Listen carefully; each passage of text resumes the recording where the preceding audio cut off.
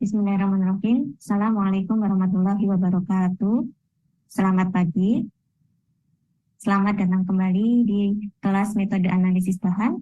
Kelas ini adalah kelas team teaching yang diampu oleh 3 dosen, saya sendiri Retno Asih, kemudian Bu Linda Silvia, dan Profesor Suminar Pratapa.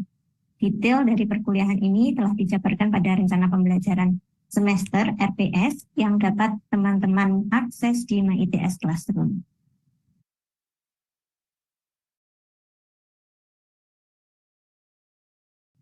Berikut adalah file RPS-nya. Untuk metode analisis bahan, ada 4 CPL Prodi yang dibebankan pada mata kuliah ini. Ya. CPL keempat terkait dengan penerapan teknologi informasi untuk mendokumentasikan, menyimpan, dan mengamankan data dalam bidang keahlian fisika. Kemudian CPL ke-7 terkait penerapan prinsip, karakteristik, fungsi, dan aplikasi teknologi yang relevan dan mutakhir di bidang aplikasi fisika dan perangkat lunak. CPL 8 terkait dengan fenomena dan masalah fisik, serta mampu membuat pemodelan dan simulasi matematis, serta CPL 9 terkait dengan penyelesaian masalah fisik secara komprehensif dengan berbagai alternatif pemecahan dalam rangka pengembangan keilmuan dan implementasi lebih lanjut di bidang keahlian fisika. Mata kuliah ini dikelompokkan dalam 6 sub CPMK.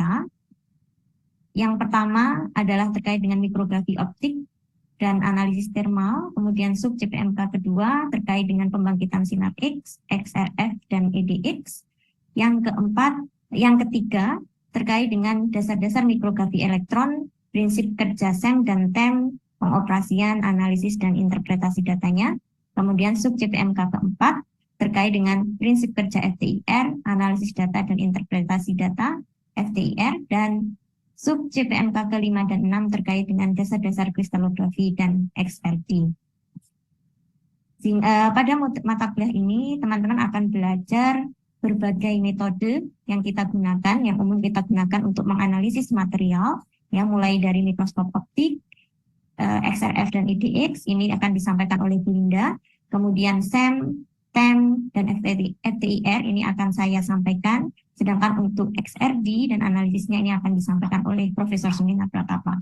Kemudian untuk pustaka yang digunakan, itu buku utamanya adalah dari Yang Leng, ini tahun 2013. Kemudian kita juga akan menggunakan website myscope.training. Di sini berisi teori simulasi dan praktikum virtual untuk pengoperasian SEM, TEM, dan mikroskop optik. Dan pendukungnya ada beberapa yang bisa diakses. Syarat dari mata kuliah ini adalah fisika modern. Rasanya semuanya sudah lulus fisika modern ya. Baik, kemudian untuk detail per pertemuan setiap minggunya ya bisa dilihat pada tabel di bawah, termasuk tugas yang akan diberikan, media pembelajaran, dan materi pembelajaran yang akan dipakai. Jadi silahkan bisa dilihat lebih detail pada RPS yang sudah terlampir di MyITS Classroom. Kemudian di sini juga ada silabus singkatnya dari perkuliahan ini, bisa dicek kembali, dan juga rencana tugas mahasiswa. Jadi dalam satu semester nanti ada 4 tugas ya, terkait dengan mikroskop optik, thermal, dan XRF. Kemudian tugas kedua terkait dengan analisis data SEM, tugas ketiga terkait dengan analisis data FTIR, dan tugas keempat terkait dengan analisis data XRD. Silahkan nanti teman-teman bisa merefer pada RPS yang sudah ada di Classroom, termasuk juga dengan materi perkuliahan, semuanya sudah tersedia di Classroom. Silahkan nanti bisa belajar mandiri sebelum perkuliahan. Baik, demikian untuk pendahuluan terkait perkuliahan. Saya akan lanjutkan. Ini tadi sudah saya sampaikan ya, jadi ada 4 evaluasi itu. Nanti dengan Bu Linda setelah selesai pertemuan kelima, kemudian ada evaluasi kedua ETS dengan saya, kemudian ada evaluasi ketiga dan evaluasi keempat. Baik, untuk hari ini kita akan belajar mikroskop elektron, ya, terkhusus untuk SEM, Scanning Electron Microscope. Capaian pembelajaran dari pertemuan hari ini adalah yang pertama, memahami prinsip dasar mikroskop elektron dan pengoperasian SEM, kemudian mengetahui aplikasi dan kegunaan SEM untuk analisis material. Rasanya semuanya sudah familiar ya dengan mikroskop, dan sebelumnya mungkin sudah belajar dengan Bu Linda terkait mikroskop optik. Ya, mikroskop adalah peralatan yang dapat digunakan untuk memperbesar dan meningkatkan resolusi dari komponen suatu struktur. Secara umum ada 3 komponen pokok dari suatu mikroskop, yaitu sumber iluminasi, kemudian sistem perbesaran, dan juga detektor. Nah, mikroskop optik ya itu punya kelebihan tentunya ya, tapi untuk mengamati objek-objek yang lebih kecil ya ada keterbatasannya. Ya. Keterbatasan mikroskop optik ini tidak lain karena mikroskop optik ya umumnya itu hanya efektif menggambarkan objek yang gelap dan memiliki pembiasan kuat, serta resolusinya terbatas. Resolusi, apa itu resolusi? Resolusi adalah kemampuan suatu alat untuk membedakan 2 titik, ya 2 titik secara akan terlihat berbeda, begitu ya. Jadi kalau mikroskop optik itu mampu mengamati 2 titik itu terlihat berbeda kalau jaraknya itu minimal, ini maksimal 0,2 mikrometer. Di bawah itu, katakanlah dalam satuan nano, ya sudah tidak bisa. Nah, di sini ada ilustrasi yang bisa membantu kita memahami. Jadi yang dinamakan resolusi, ya resolusi itu misalkan P1 dan P2, ini dia terlihat benar-benar berbeda. Jarak antar keduanya inilah resolusinya, ya dinyatakan dengan D. Untuk mikroskop optik umumnya itu sampai dengan 0,2 mikrometer. Kalau unresolved, ya artinya tidak teramati, terpisah, berarti 2 titik ini akan teramatinya jadi 1 begini ya. Kalau just resolved, ya ini dari kriteria Rayleigh ini didapatkan untuk kondisi just resolved itu jaraknya adalah sekitar 0,61 dan ini nanti akan berkaitan dengan bagaimana kita menentukan resolusi dari suatu mikroskop elektron menggunakan kriteria Rayleigh. Baik, saya ke sini persamaan ini. Jadi untuk mikroskop optik, perhitungan resolusinya itu adalah D sama dengan lambda per 2 AN. Lambda di sini menyatakan panjang gelombang. Kalau kita pakai mikroskop optik, tentu yang kita gunakan adalah gelombang ya cahaya tampak ya. Misalkan untuk warna hijau ya, lambdanya 550 nanometer. Ya. Untuk media di udara ya, AN ini menyatakan numerical aperture, kalau di udara nilainya adalah 0,95. Maka kalau kita masukkan ke persamaan ini akan didapatkan D atau batas jarak antar 2 titik yang mampu terbedakan oleh mikroskop optik itu adalah sekitar 0,2 mikrometer. Pertanyaannya bagaimana dengan mikroskop elektron? Ya. Kita tahu elektron merupakan partikel yang bermuatan ya, bermuatan negatif. Nah, elektron ini bisa memiliki panjang gelombang yang lebih kecil daripada cahaya. Ya. Akibatnya nanti menghasilkan resolusi yang lebih baik. Kok bisa gitu ya? Kita tahu bahwa untuk partikel seperti elektron ini efek momentum, efek kuantum muncul ya. Efek kuantum muncul dan kita bisa menghitung panjang gelombang elektron ya. Ingat di kuantum dualisme partikel gelombang ya. Elektron ini memiliki panjang gelombang menurut de Broglie lambda sama dengan H konstanta Planck per momentum. Nah, momentum ini sendiri kaitannya dengan energi adalah ini ya. T sama dengan ya apa? T kuadrat mungkin yang lebih familiar ya. T kuadrat sama dengan energi dikalikan dengan 2M ya. Sehingga lambda ini akan sama dengan H konstanta Planck dibagi dengan akar 2ME. M di sini adalah massa elektron ya. Kita tahu massa elektron, kita tahu konstanta Planck ya. Sehingga kita bisa dapatkan persamaan ini. Lambda itu setara dengan 1,22 ini didapatkan dari konstanta Planck H dibagi dengan akar 2M ya.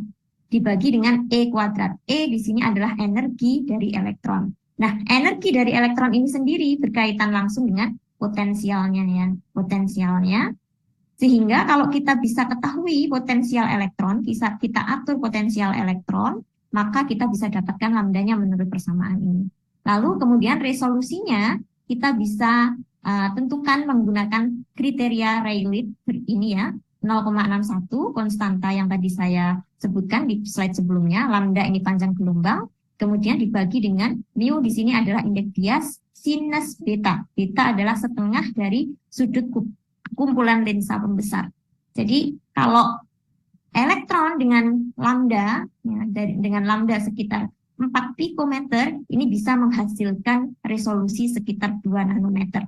Artinya apa? Artinya kalau kita menggunakan elektron sebagai sumber iluminasi dari suatu mikroskop, maka mikroskop elektron tersebut dapat membedakan 2 titik, ya. 2 titik itu terbedakan dengan jarak 2 nanometer. Jadi bahkan dengan 2 nanometer pun terlihat berbeda kalau pakai mikroskop elektron. Jadi kalau kita bandingkan dengan mikroskop optik itu bisa 1000 kali lipat ya resolusinya.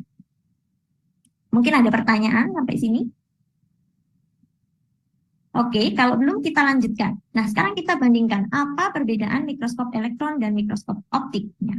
Mikroskop optik tentu sudah ditemukan lebih dulu ya di abad ke-17, kemudian mikroskop elektron itu di tahun 1931 oleh Ruska dan Noll. Nah, kita tahu perbedaannya. Yang pertama adalah sumber iluminasinya jelas berbeda ya. Mikroskop elektron itu menggunakan elektron yang notabene bermuatan, memiliki massa diam dan tidak tampak. Sedangkan foton kalau cahaya berarti sumber iluminasinya adalah foton, cahaya ya, dia bermuatan netral, tidak memiliki massa diam, kemudian hanya tampak pada daerah panjang gelombang, cahaya tampak yaitu antara 400 sampai 760 nanometer. Nah, karena sumber iluminasinya berbeda, tentunya nanti konstruksi dari mikroskop optik dan elektron ini akan berbeda. Nah, di sebelah kanan ini memberikan gambaran umum bagaimana kira-kira hasil mikrografi yang dihasilkan oleh mikroskop elektron yang bagian atas dan mikroskop optik. Ya. Jadi secara resolusi terlihat jauh lebih baik dengan menggunakan mikroskop elektron. Nah, untuk mikroskop elektron sendiri ada 2 tipe. Yang pertama adalah scanning electron microscope atau SEM. Jadi sesuai dengan namanya ya, dia men-scan seperti mesin scanning ya, dia men-scan berkas elektron pada permukaan spesimen ya. Maka dari itu nanti yang terlihat adalah mikrostruktur permukaannya, tampak 3D-nya begitu. Kemudian tipe yang kedua itu ada transmission electron microscope atau TEM ya, TEM. Ya. Sesuai namanya juga transmisi, maka yang kita lihat adalah berkas elektron yang melewati atau bertransmisi gitu ya, melewati spesimen. Ya. Jadi bentuk gambarnya dia lebih kepada kalau kita misalkan punya lapisan yang sangat tipis, kemudian kita lihat dari bawahnya gitu ya, pemisahannya. Nah, ini tabel perbedaan mikroskop optik dan mikroskop elektron.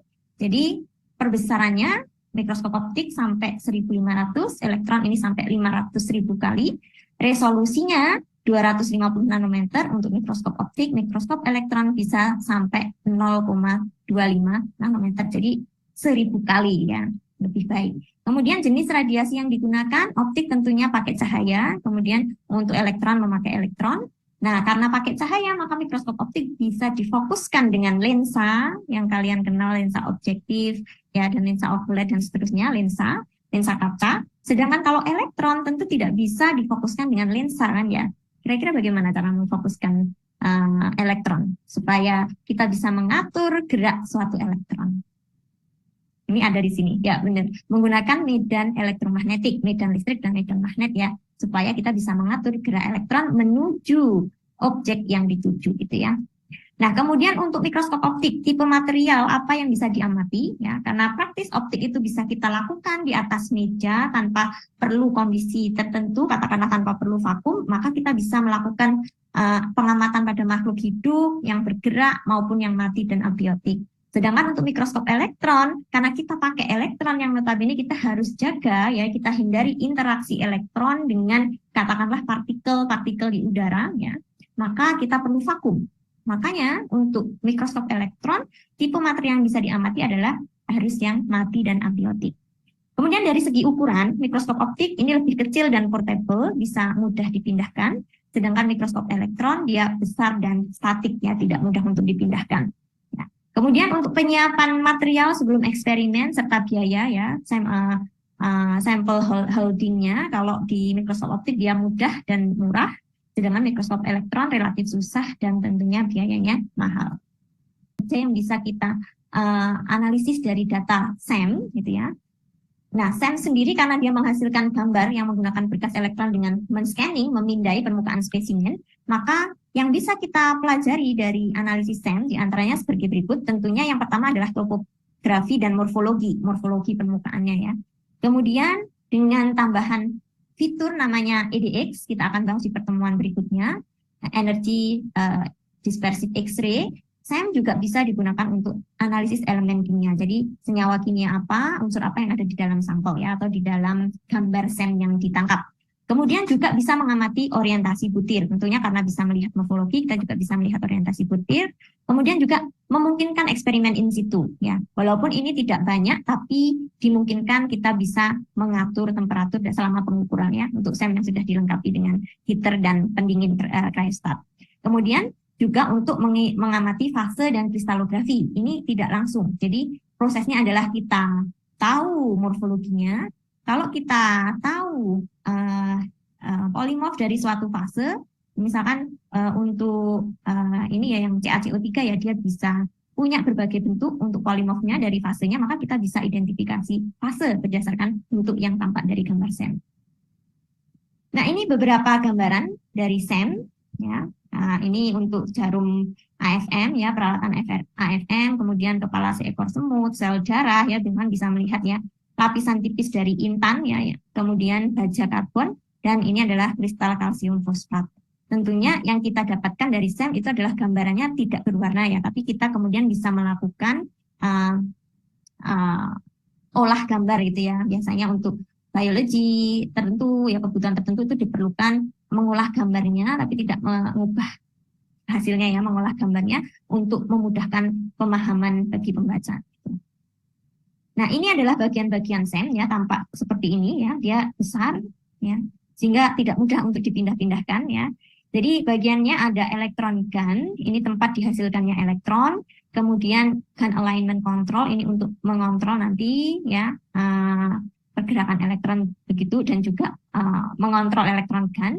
Kemudian ada airlock valve ya, ini untuk vakum ya, mengontrol vakum dari kolom SEM-nya ini. Kemudian ada lensa ya, kondenser, ada objektif ya, aperture, kemudian ada scanning coil ya, coil yang digunakan untuk pemindah ya, kemudian ada objektif lensa. Jadi ada lensa kondenser, ada lensa objektif. Yang objektif ini mengarahkan elektron ke sampel. Nah, sampelnya itu ditaruh di mana? Di sini ya, di stage, sample stage. Ini bisa dibuka gambarnya seperti ini. Jadi motorized stage dia bisa dibuka, kemudian ditarik stage-nya, kita taruh sampelnya, kemudian ditutup lagi. Ini sampel chambernya. Jadi keseluruhan ini namanya adalah kolomnya. Nah, bagian yang pertama yaitu elektron gun.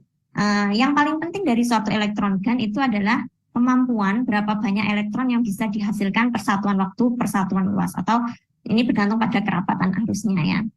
Nah, elektron gun ini ada filamen ya. Umumnya elektron gun tradisional itu, kemudian ada anoda, nanti elektron bergerak dari atas ini ke anoda ya.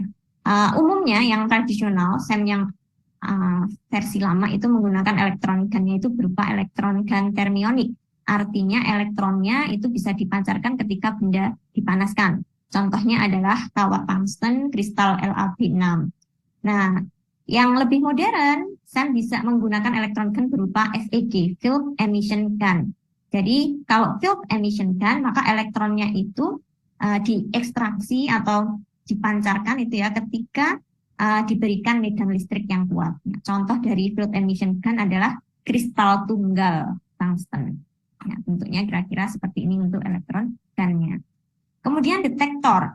Nah, karena interaksi antara sampel ya, antara elektron datang dengan sampel nanti beragam, kan sudah jelaskan di belakang, maka detektornya pun disesuaikan ya, ada detektor untuk secondary elektron sekunder, dan detektor untuk backscattering elektron, dan untuk SEM EDX juga dilengkapi dengan detektor untuk X-ray ya. Nah, bagaimana SEM bekerja? Ini ada elektron gun ya sebagai sumber elektron, penghasil elektron, kemudian berkas elektron ini di dalam suatu kolom yang vakum ya, dia difokuskan oleh lensa elektromagnetik, ada lensa kondenser dan lensa objektif menuju sampel. Nah, nanti ada interaksi antara elektron datang dengan elektron di dalam sampel, kemudian menghasilkan berbagai respon ya, bisa menghasilkan secondary elektron atau backscattering elektron. Jadi hasil interaksi antara elektron datang ini kemudian ditangkap oleh detektor ya. Di detektor ini kemudian ada scanning generator. Nah, kemudian detektor akan mengumpulkan elektron sekunder dan elektron backscatter atau hamburan balik dan mengubahnya menjadi sinyal display yang bisa kita amati di monitor seperti ini. Nah, ini kira-kira gambarannya. Jadi ini misalkan sampelnya. Kemudian untuk pengujian SEM kita hanya bisa melihatnya sebagian kecil dari sampel. Katakanlah ini adalah tip di mana elektron itu datang. Misalkan elektron datang mengenai sampel ya, di scanning bagian yang sini dulu ya, scanning bagian ini, lalu dideteksi ada berapa secondary elektron dan backscatter elektron menggunakan detektor. Katakanlah terkumpul, katakanlah 156 elektron. Nah, itu akan datanya ya di amplify ya, di amplifier nanti kemudian dirubah ke sinyal display. Lalu di scanning lagi bagian sebelahnya, katakanlah ini ada 256 elektron. Jadi kalau dibandingkan yang sebelumnya ini akan tampak lebih gelap. Dan seterusnya di scanning bagian per bagian sehingga kita bisa dapatkan pola raster gambar seperti ini. Ya, scanning pemindahan berkas elektron. Nah, interaksi elektron dengan sampel ini bisa bergantung kepada voltage atau tegangan yang diaplikasikan di elektron gun maupun kepada sampelnya. Ya.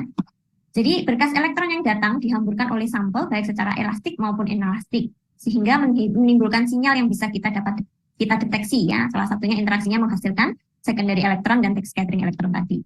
Nah, volume interaksinya itu meningkat dengan meningkatnya tegangan percepatan elektron yang diaplikasikan di elektron gun. Semakin besar tegangannya, maka interaksinya daerah interaksinya semakin luas ya, ini ya, make sense ya. Energi elektron makanya lebih besar, maka dari itu impact-nya interaksi dengan sampel dia lebih besar. Dan juga daerah interaksi ini bergantung pada jenis sampelnya. Jadi kalau sampelnya itu semakin sedikit, ya, jumlah elektronnya dalam hal ini semakin kecil nomor atomnya, maka interaksinya akan semakin besar.